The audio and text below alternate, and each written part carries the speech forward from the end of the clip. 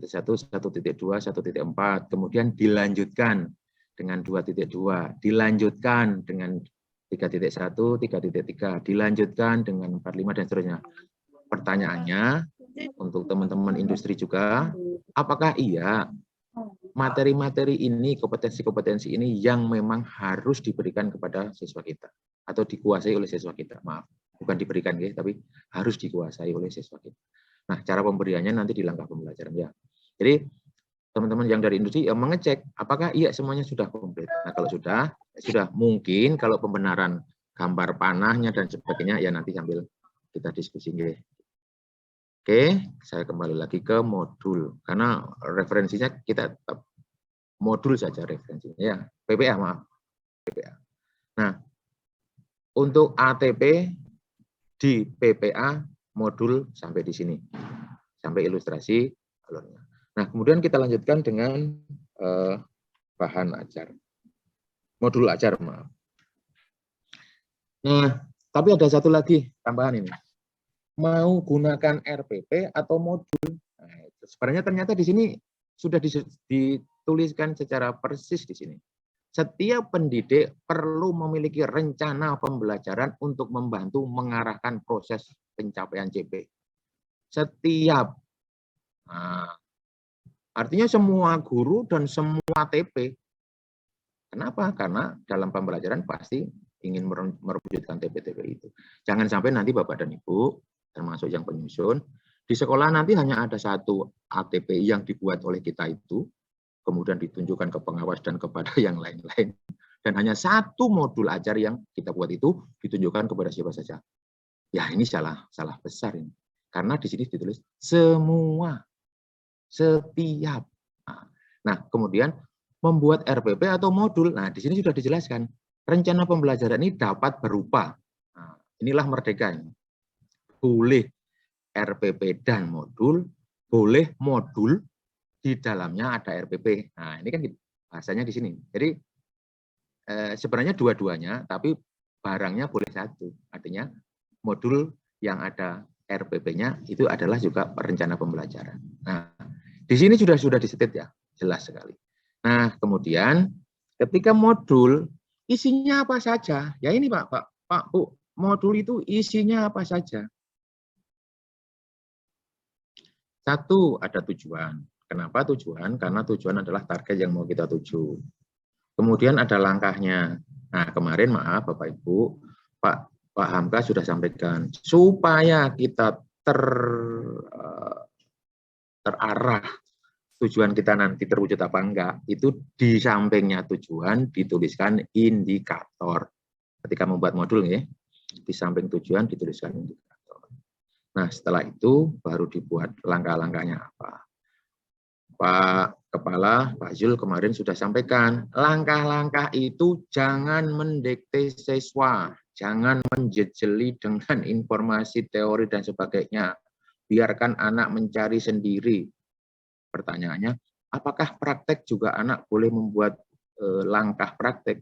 Dalam konteks tertentu bisa, tapi dalam konteks tertentu mungkin tidak. Contoh misalnya, menservis sepeda motor versi Yamaha, versi Honda, barangkali informasinya adalah sudah ada SOP. Nah, cuman mungkin nanti pembelajarannya adalah anak disuruh mempelajari SOP itu, kemudian disuruh komen apakah SOP ini tepat atau tidak, atau menurut Anda SOP ini bagaimana. Itu konteksnya tetap kreatif juga,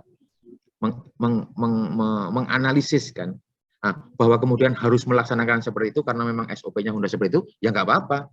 Jangan juga nanti anak-anak disuruh membuat SOP Honda baru, ya malah nggak ganggu. Nah, itu kan. Nah, kan itu. Jadi memang di SMK ini unik ya. Jadi ada yang memang pakai kompetensi tertentu sesuai dengan standar, ya yang namanya standar itu harus dipakai. Nah, baru ketika cara memahaminya, cara menganalisisnya, baru disitulah kreatif sebenarnya bisa muncul di situ. Kemudian ada rencana asesmen, rencana awal asesmen. Kemudian ada asesmen akhir. Terus kemudian ada media pembelajaran. Gitu, Bapak dan Ibu, yang saya tegaskan di sini, yang perlu ditambahkan ketika kita membuat modul ajar adalah pada saat membuat tujuan pembelajaran, di samping kanannya harus sudah ada indikator. Nah, supaya ada ilustrasinya, saya tunjukkan punyanya Bu Yunia juga. Mohon izin Bu Yunia, saya nampilkan. Nah ini Pak, ini sebenarnya mengadop atau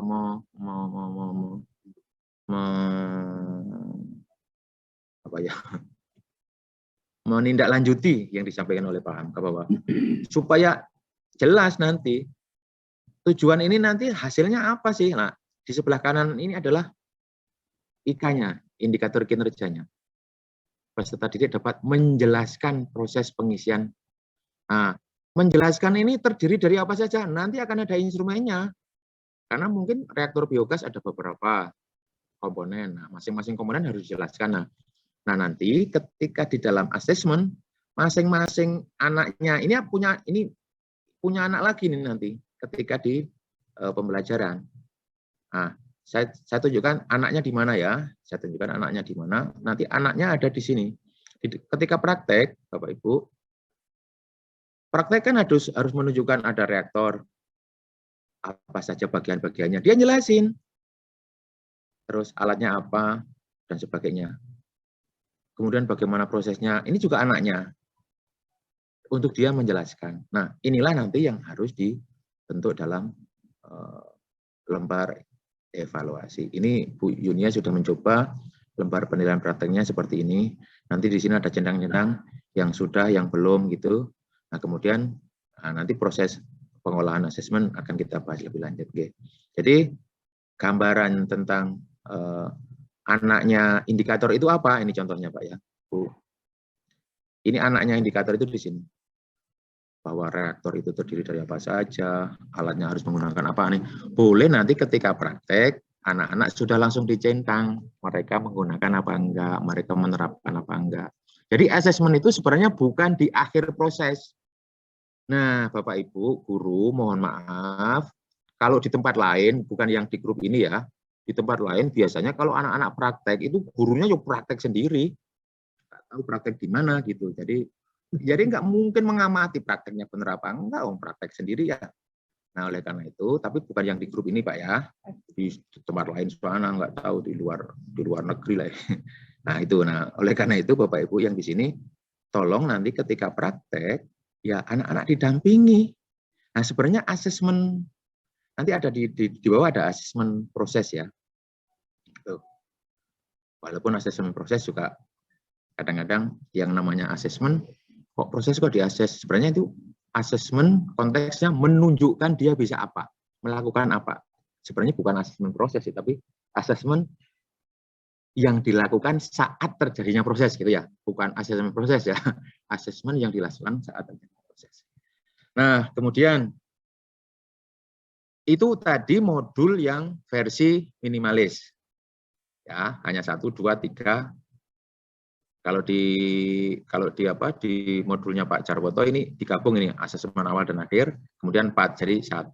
Tapi sebenarnya kalau dipisah menjadi seperti ini. Jadi yang ditulis Pak Jarwoto ya sudah berdasarkan ini. Nah, kemudian ketika lengkap, kalau lengkap seperti apa? Nah seperti ini. Ada banyak sekali. Nah nanti ketika diskusi ada yang guru yang sudah membuat lengkap dan ada yang membuat minimalis, kita cek di sini. Jadi nggak usah diskusinya nggak usah harusnya minimalis, harusnya lengkap. Kalau memang ada guru yang mau membuat lengkap, biarkan saja. Kalau ada yang mau membuat minimalis, tidak apa-apa. No what. No what itu bahasa Inggris ya. Tidak apa-apa. Gitu. Jadi sudah disampaikan di PPA, sudah boleh lengkap, boleh nggak lengkap. Nah, diskusinya adalah apakah lengkapnya itu sudah tepat atau belum. Nah, apakah minimalisnya itu sudah lengkap atau belum. Nah, di situ. Nah, kemudian khususon untuk SMK, modul itu, nah ini Pak, pada mata pelajaran kejuruan, khususnya mata pelajaran konsentrasi kalian, sebenarnya juga masuk program kalian juga iya, modul ajar dilengkapi dengan bahan ajar atau lembar kerja atau latihan-latihan. Nah ini, jadi untuk SMK boleh dulunya kita job sheet lesson plan dulu ya, boleh di situ juga. Tapi tetap cek lagi, apakah itu sesuai TP? Mau membuktikan TP yang mana? Nah ini yang perlu dipikirkan di situ. Nah, setelah tujuannya ketemu, indikatornya ketemu, Nah, sekarang kan harus mengakses. Nah, asesmen itu ada apa saja sih? Nah, ternyata asesmen itu ada asesmen formatif, ada asesmen sumatif.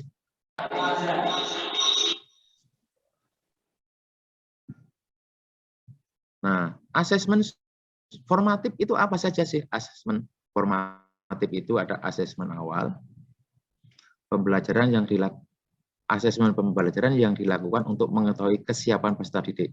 Kesiapan peserta didik itu berarti meliputi kompetensi awal, kompetensi prasyarat, dan apakah dari masing-masing indikator yang akan dipelajarkan di modul tersebut sudah dipahami atau belum. Ini pesannya Pak Zul kemarin ya. Jadi ada informasi awal, kompetensi awal, kemudian mengecek apakah indikator-indikator yang akan dipelajarkan di modul yang sedang dibuat itu sudah dicapai atau belum. Nah, gitu.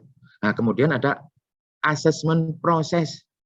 Artinya tadi tak sampaikan, ketika anak-anak sedang proses mengisi biogas, gimana dia menggunakan alatnya, apakah prosedurnya sesuai dengan ini, dan sebagainya. Disitulah kemudian dicentang-centang.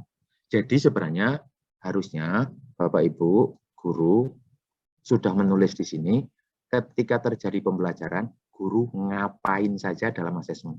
Sudah dituliskan di situ. Nah, kemudian lanjutnya adalah sumatif. Sumatif itu mengukur TP. Pertanyaannya, apakah di setiap modul perlu ada asesmen sumatif? Bisa iya, bisa enggak. Ya, tapi konteksnya bahwa asesmen sumatif mengukur TP. Kalau modul itu memang materinya TP komplit, tujuan pembelajaran komplit, berarti pasti perlu sumatif. Tapi kalau enggak, berarti enggak.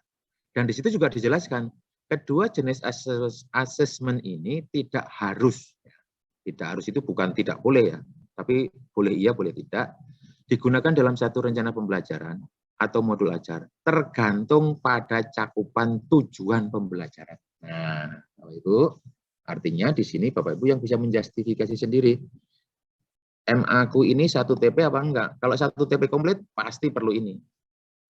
Nanti gimana caranya antara asesmen proses dan asesmen sumatif dilaksanakan? Sebenarnya asesmen proses dan asesmen sumatif boleh menggunakan satu format. Ketika Bapak Ibu menilai praktek, anak sudah bisa memasang ini, memasang itu, dan sebagainya. Kemudian Ibu Bapak kan asesmen kan tidak harus tes loh Pak. Asesmen itu jangan diartikan tes ini.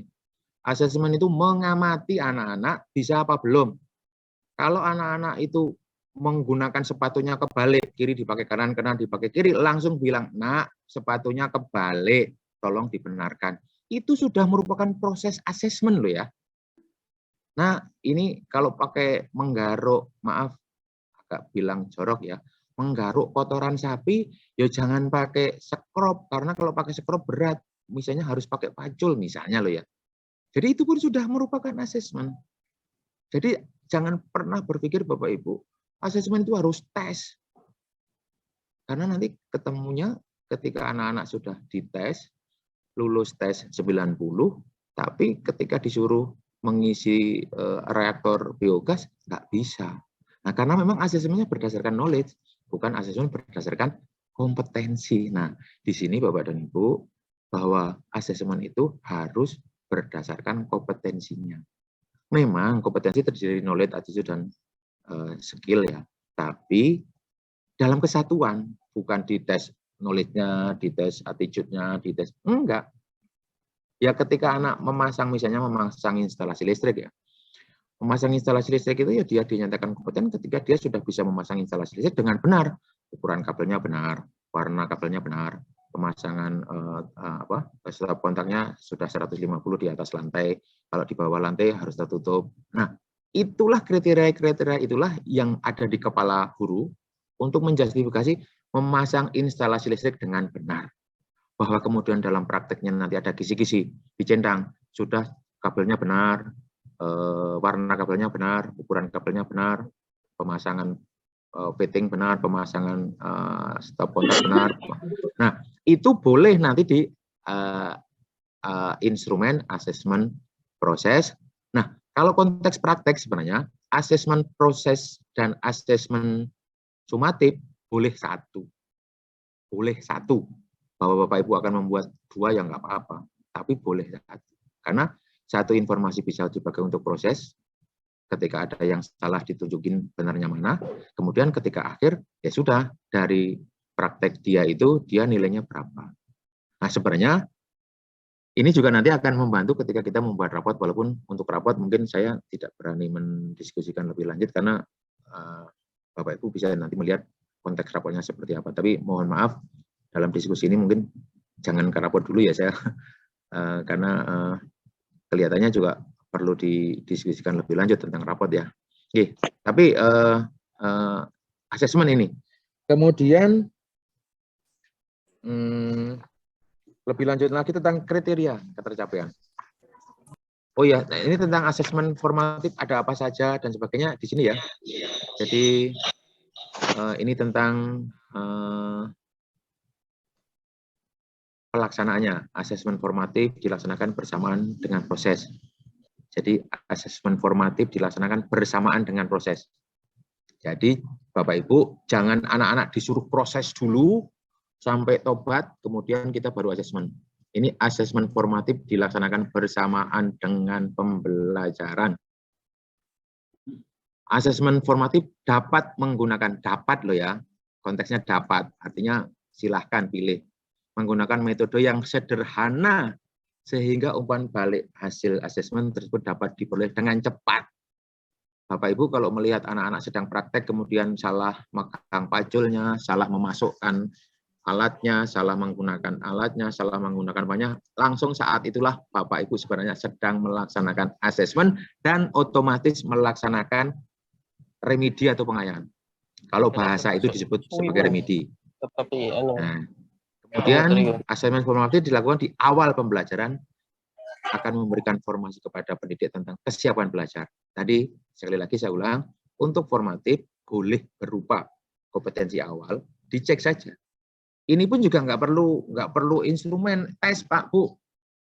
Asesmen formatif awal kan misalnya anak mau dijelaskan tentang pembangkit listrik. Ditanya saja, anak-anak siapa yang sudah tahu tentang PLTA? Semuanya diam.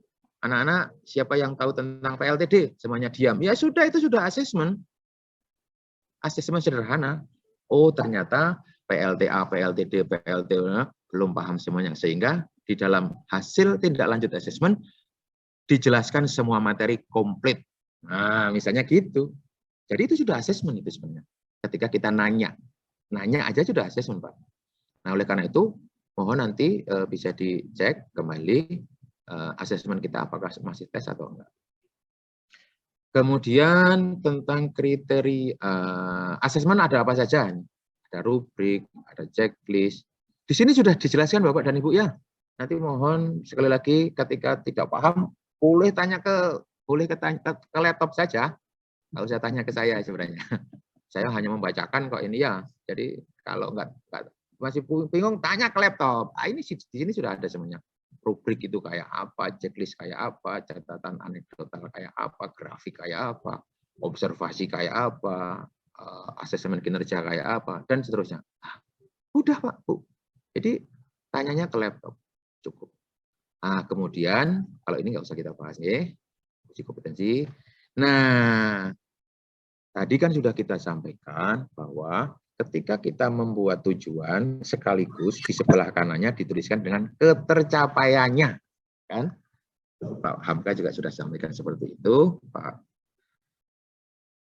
Kapus juga sudah sampaikan. Nah, ternyata ketercapaian tujuan pembelajaran adalah kriteria atau indikator ketercapaian tujuan pembelajaran. Dan kriterianya tidak boleh nilainya minimal 80. Itu bukan kriteria itu. Jadi kriterianya dapat apa, dapat apa, dapat apa. Nah, bahwa 80 itu akan muncul, 80 itu kan sebenarnya kan konsensus bahwa ya mungkin kalau 100% sih mungkin enggak ya, tapi karena sedang belajar, udahlah minimal 80. Itu dibaliknya kriteria itu Bapak Ibu pasti kita sudah berpikir ke situ. Contoh misalnya dalam sebuah praktek itu kan ada 20 indikator misalnya. Indikator 1, 2 dan terusnya. Kemudian kriterianya ya siswa mampu apa. Nah, bahwa kemudian kita membuat konsensus. Kalau mampu memasang instalasi listrik itu paling tidak harus benar kabelnya, benar warnanya. Tapi kalau kenceng enggak bautnya, barangkali bisa ditolerir ya. Barangkali loh ya. Tapi kalau memang di pengegronan instalasi listrik itu kalau fatal, itu kalau dia memasang kabel ground itu dicabut pakai tangan itu copot, itu langsung fail dia nggak lulus. Kenapa? Karena ground di instalasi listrik itu vital. Nah, monggo Bapak Ibu yang menentukan mau sampai kriteria yang mana yang wajib. Nah, yang tidak wajib itulah yang boleh dipakai untuk membuat rentang nilai. Tapi minimal dia kompeten, itu sama dengan melaksanakan indikator-indikator vital. Bahwa kemudian ada 15 yang vital 10, yang 5 enggak vital, ya boleh itulah nanti yang dipakai untuk membuat grade. Ada yang nilainya 80, ada yang 90, 93. Nah, tapi tetap bahwa kita harus menyebutkan kriterianya dia adalah dapat memasang instalasi listrik dengan benar. Kriterianya begitu, bukan nilai minimal 80. Sebenarnya dalam konteks faktualnya akan sama. Sama-sama nilai ada, nilainya ada, tapi tidak dalam rasanya harus kriterianya dulu disebutkan bahwa memasang instalasi listrik dengan benar, bahwa kemudian nilai itu adalah dokumen dokumen fakta bahwa indikatornya tercapai sekian, tapi konteksnya di luar vital loh ya. Kalau yang vital nggak boleh kurang loh ya, karena kalau kekurangan vitalnya nanti repot juga kan, nggak vital jadinya kan. Jadi harus vital dulu diukur, sisanya itu yang tidak vital silahkan dipakai untuk membuat ring. Nah gitu. Jadi Pak, apakah iya nanti dalam sebuah indikator, kemarin sore saya sudah diskusi dengan Pak Hamka, Pak kalau misalnya ada indikator 5, ada sekolahan yang menyatakan 2 saja cukup, kemudian ada sekolahan yang mengatakan harus 4, ada yang mengatakan harus 5. Itu gimana Pak? Ya berarti itu salahnya membuat indikator. Gitu. Artinya yang tidak vital sudah dimasukkan di situ. Nah, kalau memang sebenarnya kalau vitalnya sudah teridentifikasi oleh kita semuanya, apalagi untuk standar industri, pasti vital-vitalnya pasti masuk ya. Nah, pasti akan sama, bahwa minimal itu ya pasti 2 indikator, misalnya 5 loh ya. Tapi kalau banyak ya tergantung, sekali lagi, monggo didiskusikan, yang vital yang mana, yang nggak vital yang mana. Oleh karena itu, Bapak Ibu dari industri, barangkali masukannya nanti di situ, memasang instalasi listrik. Ah, ini yang harus vital, ini yang vital. Ini vital semuanya, ya boleh. Vital semuanya ya 100% harus. Kalau enggak, iya enggak boleh. Nah ini masukan industri kok. Sekolahan kita kan melayani industri. Jadi kalau industri bilang 100% harus vital atau 125%, terus 25%-nya punya siapa? Nah, silakan. Nanti diskusinya boleh, Pak. Jadi bebas. Ini merdeka, Pak. Walaupun tetap konteksnya tamat adalah yang diterima di pasar. Kalau pasarnya baru boleh menerima 2 vital saja, boleh. Kalau harus 5-5-nya, ya sudah. Gitu. Jadi konteks ketercapaian tujuan dan indikator kriteria keberhasilannya diserahkan kepada industri. Kan gitu. Nah, ini jenis-jenis instrumennya ya, Bapak dan Ibu. Jadi kalau kita mau mengatakan anak itu sudah bisa atau belum, bisa yang mana? Ah, udah. Ini checklistnya kayak gini, sederhana kan?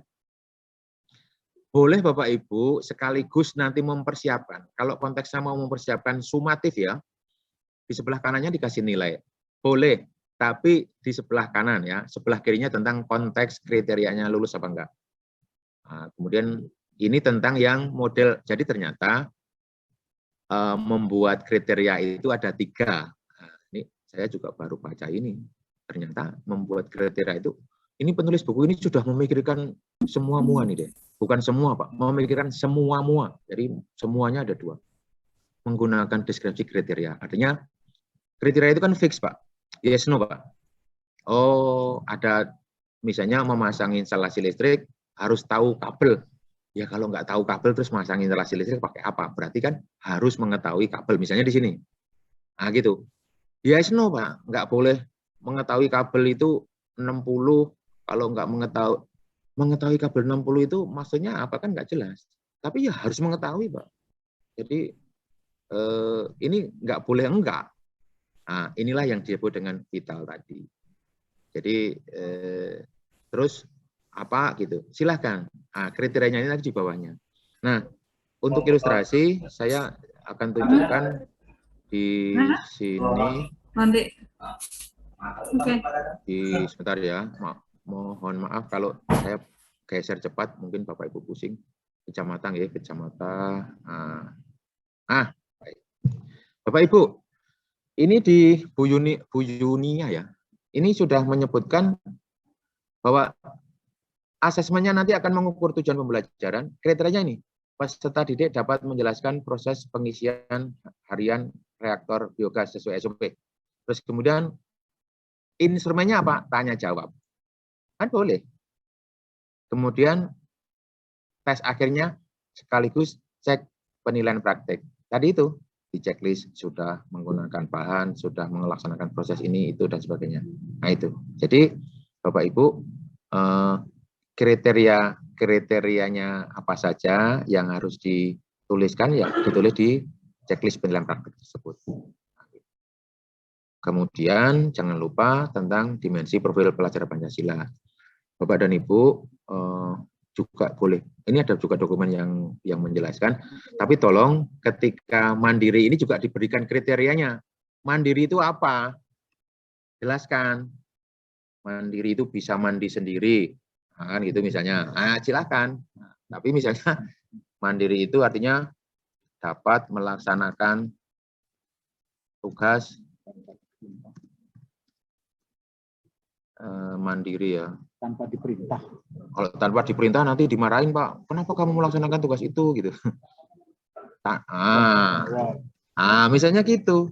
Bantuan berupa apa? Nah, jadi harus terukur Bapak dan Ibu. Rumusan ini adalah memang ini ya kalau Pak Zul kan selalu bilang memang membuat kurikulum itu tidak mudah karena Bapak Ibu sedang membayangkan anak nanti setelah pembelajaran ini bisa apa dan ditulis sekarang. Kejadiannya itu masih nanti. Nah, ini memang mudah-mudahan Bapak Ibu yang ada di sini amalannya besar sekali ya karena sedang akan membuat anak-anak kita pintar itu. Mudah-mudahan, amin. Jadi sebelum Bapak Ibu melaksanakan pembelajaran sudah berpikir nanti anakku bisa apa gitu loh. Ini memang tidak gampang ini Bapak. Makanya saya kenapa nggak berani ngejar-ngejar tugasnya harus selesai gitu Pak ya. Tapi dalam pengertian, dalam batin saya yo harus selesai Pak gitu.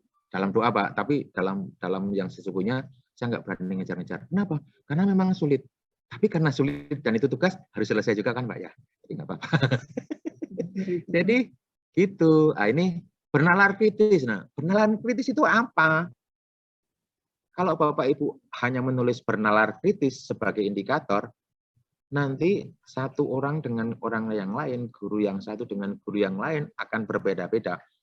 Pokoknya kalau tanya terus itu kritis. Padahal tanya terus itu sebenarnya belum kritis itu, karena dia nggak tahu. Itu juga jangan dibalang kritis loh ya. Tanya terus itu mungkin bisa diartikan tidak tahu. Tapi kritis itu mungkin mencari solusi, mengembangkan apa, kreatif apa. Itu. Nah, tolong ini disebutkan. Nah, ini koreksi kita untuk Bu Junia ya. Jadi monggo. Nah ini, jadi Bapak Ibu sekali lagi kunci dari keberhasilan kita membuat bahan ajar adalah di sini. Di dalam kita menentukan indikator. Nah, baru kemudian setelah ini selesai, baru kemudian kita membuat materinya. Nah, materinya dikembangkan dari mana? Sebenarnya materinya juga dikembangkan dari sini, Bapak dan Ibu. Materi itu dikembangkan dari tujuan pembelajaran, akan diukur kompetensinya apa. Nah, ketika mengembangkan materinya, pertanyaannya, untuk supaya siswa bisa mempunyai kompetensi seperti ini, materi apa yang harus diberikan kepada kepada siswa. Walaupun tetap diingat pesannya Pak Kapus, jangan dijejeli dengan materi. Anak-anak diupayakan mencari sendiri. Tapi mencari sendiri kan juga ada batasannya Bapak dan Ibu ya. Nah, hal-hal tertentu yang sesuai standar dan sebagainya, standarnya diberikan. Tapi kalau misalnya, maaf untuk listrik ya, misalnya mencari saklar, kontaktor, magnetor, udah anak-anak suruh cari sendiri aja, terus nanti diverifikasi. Suruh presentasi, diverifikasi. Oh, ternyata kamu sudah kenal namanya saklar itu apa, kabel itu apa, ukurannya seperti apa, warnanya seperti apa, aturannya bagaimana, kuilnya bagaimana. Nah, itulah sebenarnya yang harus kita pikirkan. Nah, ini sama saja nih Bapak dan Ibu. Ini juga sedang, ini sebenarnya mungkin guru-guru kita harus kursus perdukunan barangkali ya, karena harus meramalkan hal-hal yang belum terjadi sekarang, karena akan terjadi nanti, dan Bapak Ibu harus membuat itu terjadi. Ini mungkin dukun plus-plus ini, jadi meramalkan yang akan terjadi dan harus terjadi. Oh, ini kan repot ini. Nah, ini memang ya insya Allah Bapak Ibu yang berkumpul di forum ini semuanya bisa melaksanakannya. Jadi merencanakan hal yang belum terjadi dan mengupayakan supaya itu terjadi. Nah, konteks upaya supaya itu terjadi, itulah Bapak Ibu melaksanakan pembelajaran. Nah, kan gitu. Nah, kemudian materinya apa? Materinya disesuaikan dengan target TP yang dimaksud. Nah, sekali lagi, Bapak Ibu jangan sekarang masih mendikte. Ada materi 600 halaman didikte, ya itu satu semester belum tentu selesai itu 600 halaman didikte. Padahal cari di internet itu 2 menit selesai semuanya itu. Nah, Bapak Ibu mohon konsep mengajar adalah mendikte, hapus ya. Mengajar harus melaksanakan evaluasi tes. Saya mau bilang hapus nggak berani, tapi boleh dilaksanakan, tapi tekankan asesmen, nah gitu. Nanti kalau saya bilang tidak boleh tes nanti dimarahin.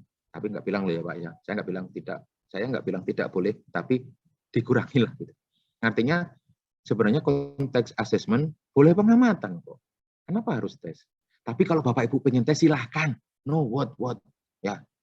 Nah, gitu. Karena mungkin dalam hal-hal tertentu dalam uji kompetensi pun ada persyaratan. Misalnya menguasai, memahami konsep sekian persen, bolehlah. Artinya bukan tidak boleh, tapi tidak hanya ya. Asesmen tidak hanya tes, tapi boleh diantaranya adalah tes. Tapi jangan hanya tes. Itu kemudian jenis-jenis instrumen, sebentar lagi nggih. Ada macam-macam Pak tadi tentang checklist ya. Ini tentang rubrik. Jadi ini juga pesan dari pembelajaran IKM, bahwa kita jangan menjustifikasi anak, maaf, bodoh dan pintar. Ada yang mahir, ada yang cakap, ada yang layak, ada yang baru berkembang. Keren Pak ini, kata-katanya keren Pak. Jadi jangan bilang, bodoh kamu, belum berkembang kamu, gitu mungkin. Jadi ini ya tapi enak juga sih Pak, dirasakan apa ya, enggak menjustifikasi jelek lah. Ini psikologis kan, ini kelihatannya ilmu. Nah, oleh karena itu Bapak Ibu, monggo rubriknya diarahkan ke sini, ya. Jangan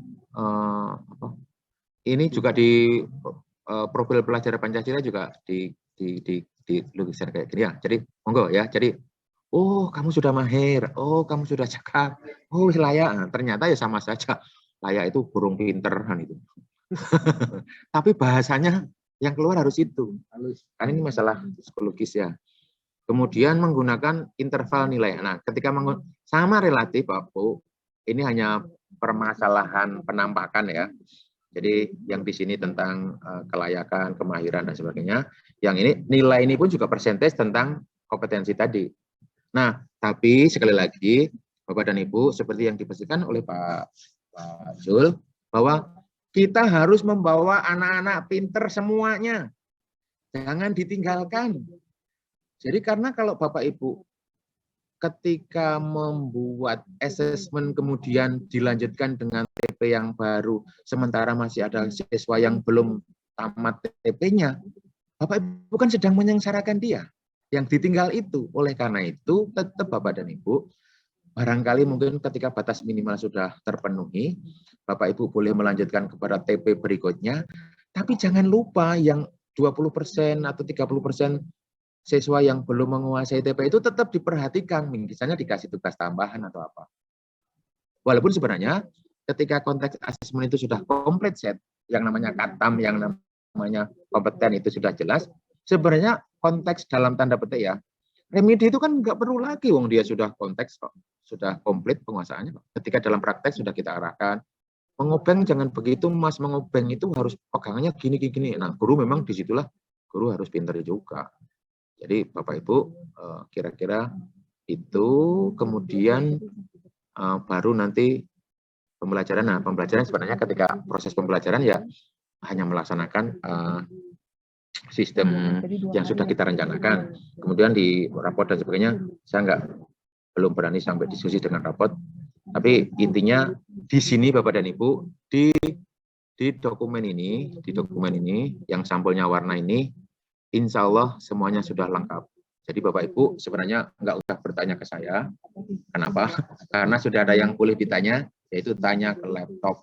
Ya, saya pikir itu saja Bapak dan Ibu, dan kaitannya dengan tugas reviewer, berarti sama-sama menggunakan aturan ini. Aturan mainnya adalah PPA ya, aturan mainnya ini. Kemudian lihat dokumennya sudah sesuai dengan ini atau belum. Nah, ketika belum, tambahannya apa? Ketika sudah, dikomentari bagaimana. Jadi kita sekarang menggunakan pedoman yang sama. Pedomannya adalah PPA.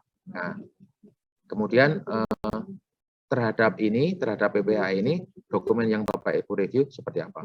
Selain itu, pada penyusun juga harus lihat lagi. Oh, ternyata PP-nya seperti ini, dokumen saya seperti ini. Harus segera menyesuaikan.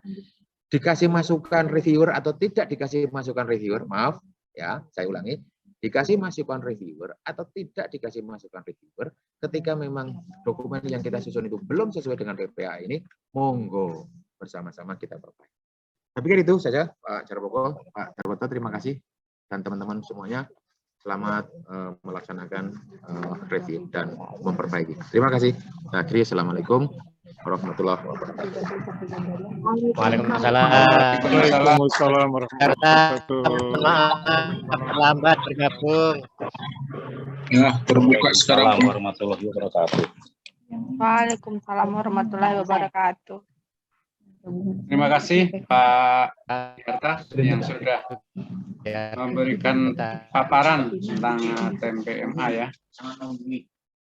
Sangat menarik dan contoh-contohnya membumi ya di kalangan SMK, barangkali lebih mudah dipahami.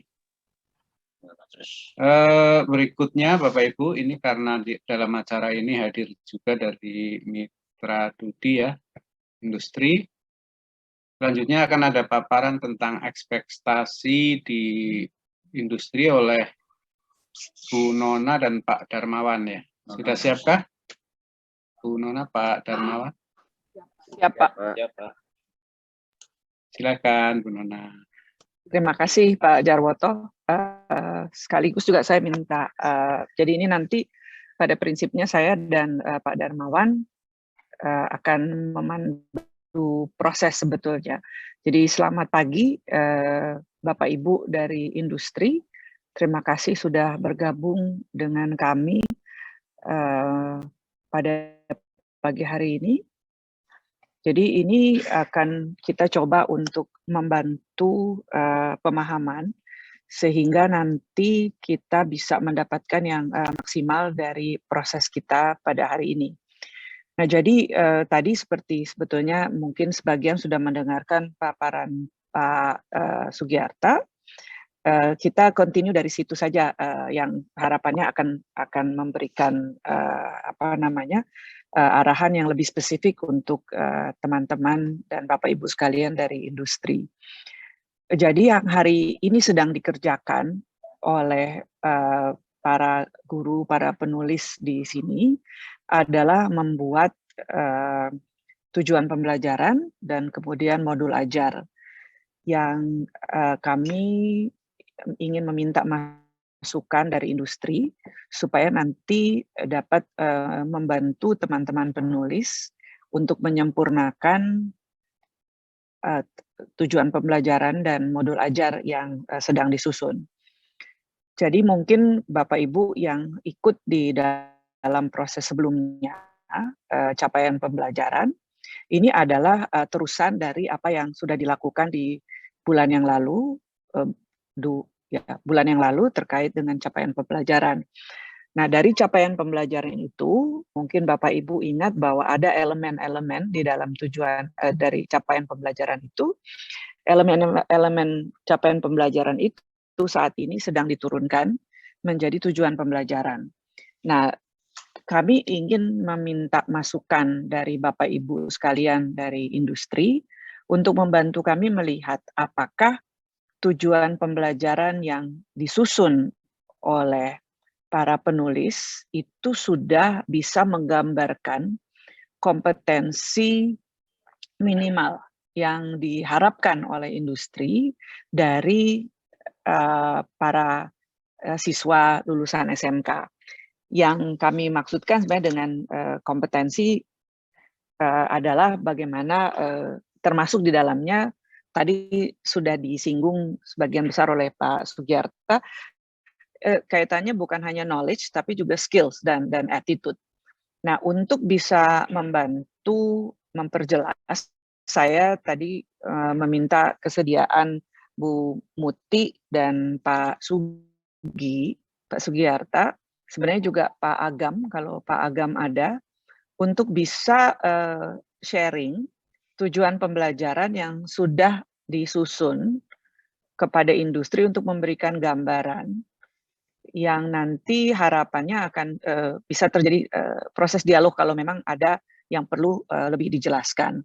Nanti juga akan tetap masuk kepada kelompok-kelompoknya yang lebih spesifik lagi, yang akan bisa membantu mengarahkan ke sana. Pak Darmawan, ada yang mau ditambahkan dari apa yang sudah saya sampaikan tadi? Ya, baik Bu Nona, terima kasih. Assalamualaikum warahmatullahi wabarakatuh. Kepada Bapak Ibu penulis CP, penulis ATP, MA, dan reviewer dari industri dan sekolah, ya. Melengkapi apa yang disampaikan oleh Pak Sugiarta tadi dan Bu Nona. Jadi mungkin untuk industri khususnya, memang saya lebih pada konteks karena industri itu sebagai user dari lulusan-lulusan SMK, sehingga industri tahu persis bahwa pada akhir fase F ketika anak-anak itu lulus, capaian pembelajaran itu kan dah disusun bersama industri adalah dengan harapan bahwa itu loh harapan industri, ya. Nah, itulah yang saat ini dikonfirmasi ulang, ya. Ketika CP sudah dibuat bersama antara industri dengan sekolah pada beberapa waktu yang lalu, saat ini kembali kita lihat, ya, bahwa bagaimana mencapai CP itu, ya, tadi Pak Giarta sudah menyampaikan dengan sangat detail sekalian. Nah, itu yang dilihat oleh Bapak Ibu dari industri, ya, terutama pada aspek TP-nya, ya. Apakah tujuan pembelajaran itu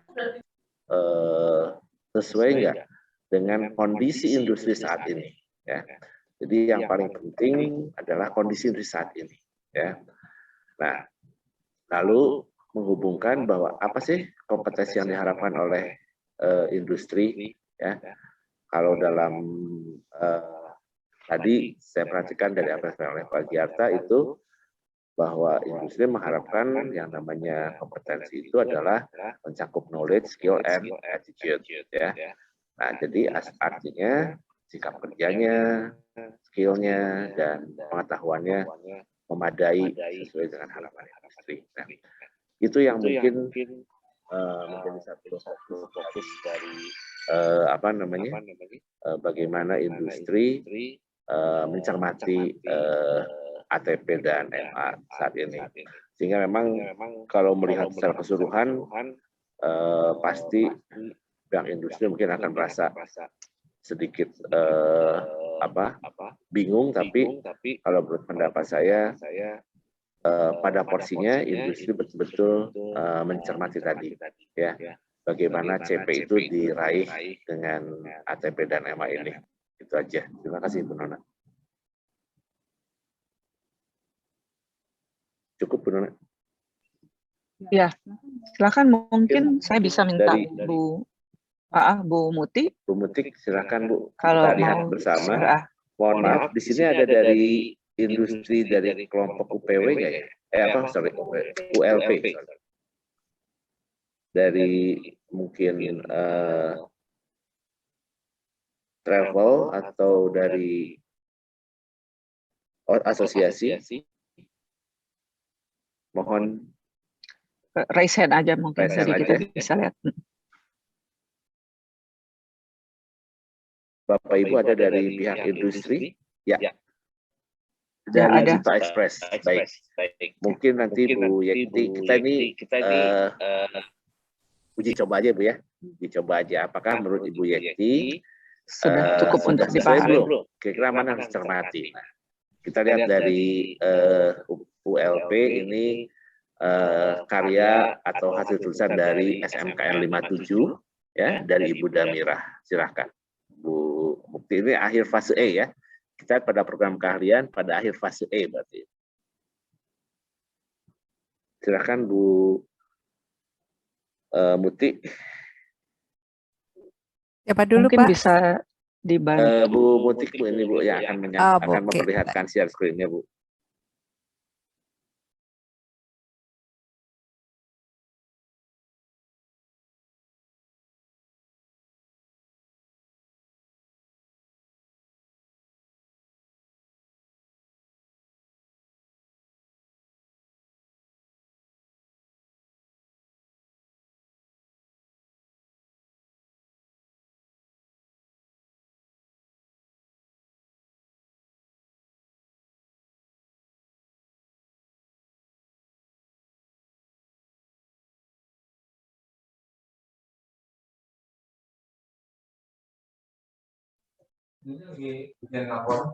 Mohon izin Ibu, tidak ada suaranya. Sama Ibu. Sebentar, Bu. Jepara juga lagi, siap. Jeparanya Belum, sebentar. belum ada suara Bu Nana. Memang belum ada suara Bu. Ini lagi mencoba Oke, untuk siap. scroll dokumennya ke Lagi bawah. trouble Ya. nih. Ya, Siap, ya. siap Ibu, siap. Kalau belum ngomong ada suaranya lah malah menakutkan. Dan Pak. Mungkin dari teknisi ini bisa dibantu Ibu Muti, tidak bisa scroll dokumennya ke bawah. Udah ya. Bisa? Oke.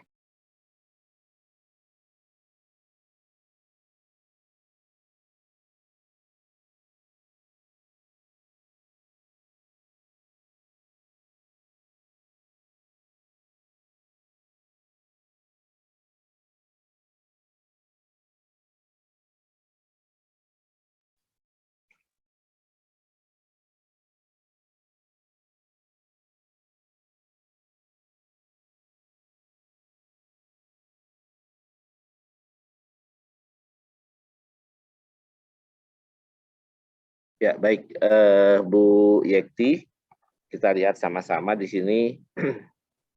Halo Bu Yekti, udah lihat ya? Dari Cito Iya, Express Pak. ya.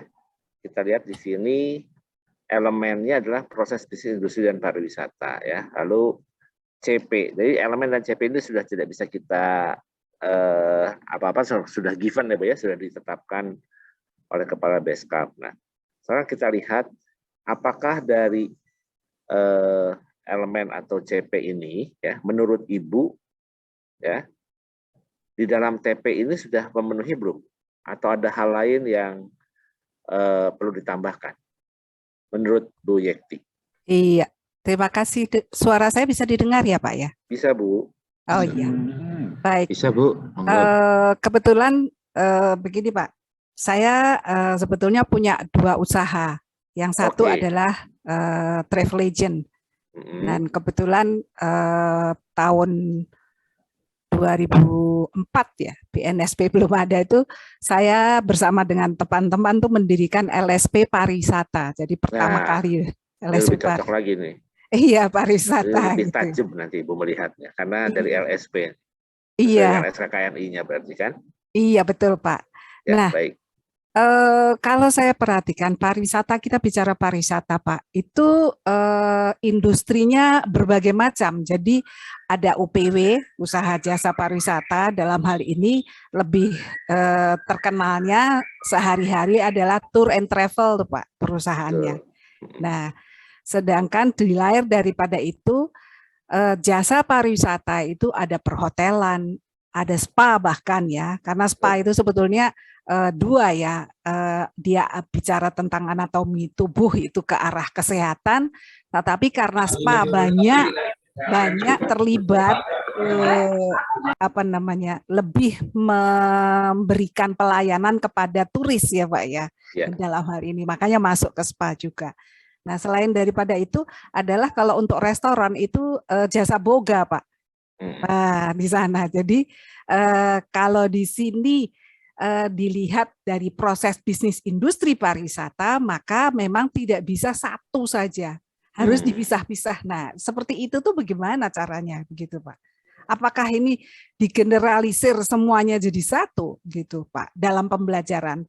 Padahal dalam SMK jurusannya aja kalau pariwisata itu ada banyak, Pak. Ya. Nah, berarti nanti itu ada di dalam TP-nya sudah ada tuh, Bu, mengidentifikasi pariwisata sebagai industri. Nah, di situ mungkin nanti akan terlihat ya lebih detail di cuma saya juga harus lihat nih, coba kita lihat nanti apakah di dalam modul ajarnya apakah dijelaskan nggak nih perintilan-perintilan yang tadi Ibu sampaikan tadi ya Bu ya, yang mengidentifikasi pariwisata sebagai industrinya. Baik. Jadi nanti Ibu pada saat melihat TP ini, apakah TP ini ada nggak di dalam modul ajarnya berkaitan dengan identifikasi pariwisata sebagai industri, ya. Nah, mungkin begitu. Coba nanti saya tanya sama ahlinya nih, Pak Giarta, betul nggak di penjelasan saya? Soalnya kan saya ini bukan ahli. Iya, Pak Darmawan, ini kalau saya bicara, mohon maaf, kebetulan seperti yang tadi saya sampaikan, saya punya 2 usaha, yang satu tour and travel, yang satu lagi adalah industri ekspedisi. Nah, saya pada kesempatan sekarang ini duduk di grup atau kelompok bisnis dan manajemen, di mana saya juga dimasukkan logistik juga ya? Iya, reviewer untuk logistik. Gitu ya. Jadi Ibu dua-duanya ini ya? Dua-duanya. Oke. Nah, logistik pun gitu, Pak, sebetulnya saya sudah sampaikan loh, logistik itu jangan dipisah antara teknik dengan manajemen, tapi dari awal kita mulai 2 bulan yang lalu ya Pak, kalau nggak salah ya. Iya, betul. Nah, 2 bulan yang lalu tuh saya bilang jangan dipisah. Satu saja, logistik, nggak usah perlu teknik dan manajemen. Tetap aja, ya sudah akhirnya sampai sekarang di kelompoknya teknik logistik, tapi saya dimasukkan ke manajemen logistik. Gitu ya. Baik. Nah, mungkin nanti Bu Yekti ya, pada saat nanti melihat ke TP, dari TP-nya kan sudah ada nih Bu, mengidentifikasi pariwisata sebagai industri. Nah, itu memang sih dilihat pada saat nanti di modul ajarnya apakah tercantum enggak. Nah, ya baik, ini salah satu hal yang menjadi satu uji coba ya Bu ya. Ini kan kita hanya mencoba untuk satu hal yang berkaitan pariwisata Bu ya. Nah, nanti mungkin kita akan uji coba lagi dari kompetensi yang lain ya, untuk melihat antara harapan dari industri dan ATP yang sudah ada di sini. Mungkin Bu Yekti cukup, nanti kita akan dalami lagi pada saat Bu Yekti bertemu dalam grup ya Bu ya? Iya Pak. Oke, terima kasih Bu Yekti ya. Oke, selanjutnya mungkin kalau boleh kami minta Pak Giarta.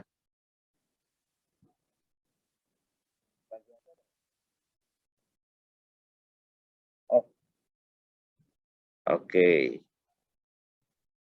Atau mungkin dari kelompok seni atau dari Bu Nona, dari agrobisnis mungkin Bu.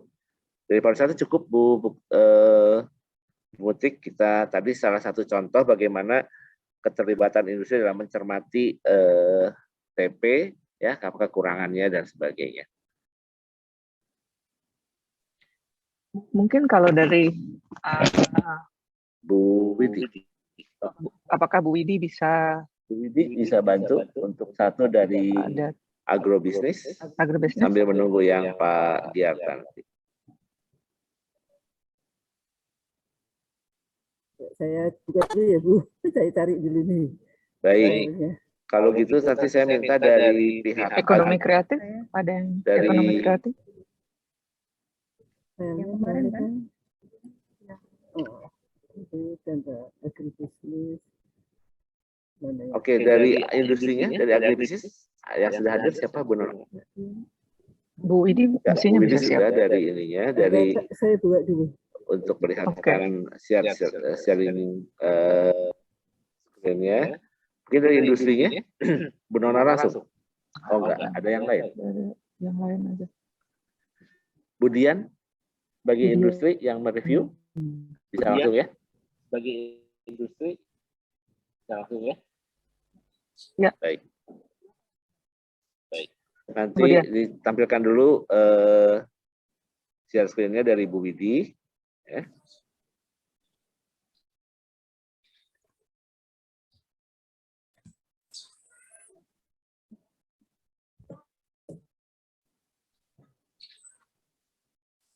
Iya, saya tanya.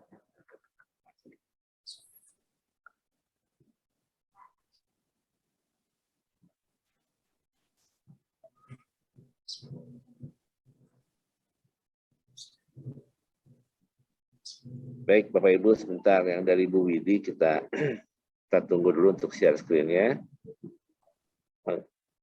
Bu, masih itu Bu Widi masih di mute, Ya, Bu? Ya, ya. baik, silakan. Ya, ini sedang kita cari yang dari usaha pertanian terpadu, Pak Darmawan, supaya kaitannya ada Budian di sini kan dari usaha pertanian terpadu. Ada Bu. Healing yang itu. Kalau ini yang pangan horti sudah ada sebetulnya. Pak Giarta ada tuh. Bu Widi kalau masih perlu waktu mungkin Pak Giarta sudah hadir. Oh iya ya, Pak Giarta aja dulu, Ya. Bu. Silakan Ya. Pak Giarta. Mungkin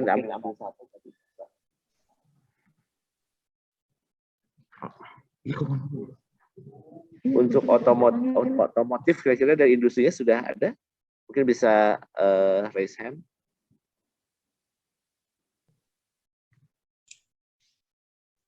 Dari Pak Gerto nampilkan apa, Pak? iki daftar industri ya. Ya, mungkin salah satu aja ATP yang sudah ada dari salah satu ATP, penyusun ATP Pak Giarta yang bisa ditampilkan untuk dilihat oleh industri, Pak. Dilihat oleh industri. Oh, kalau itu industri ya. Industrinya nanti yang sudah hadir, mohon mungkin dari Mitra Studi bisa dibantu. Itu Bu Yekti raise hand, kenapa itu? Oh, Bu Yekti sudah selesai, mungkin lupa belum Ya. turun.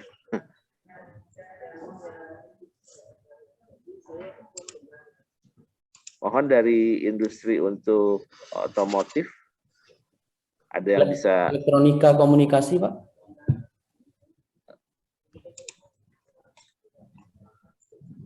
Elektronik komunikasi siapa ya? Elektronika komunikasi tempatnya Pak Habib.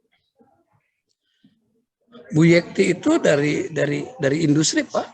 Iya, tapi dari industri tadi sudah menginikan untuk pariwisata, Pak. Sudah selesai tadi. Oh gitu. Nah, cuman tinggal sekarang kita coba yang dari otomotif, Pak. Contoh yang lain ya. Contoh yang lain. Kalau tadi kan pariwisata, nah mungkin dari Bu otomotif.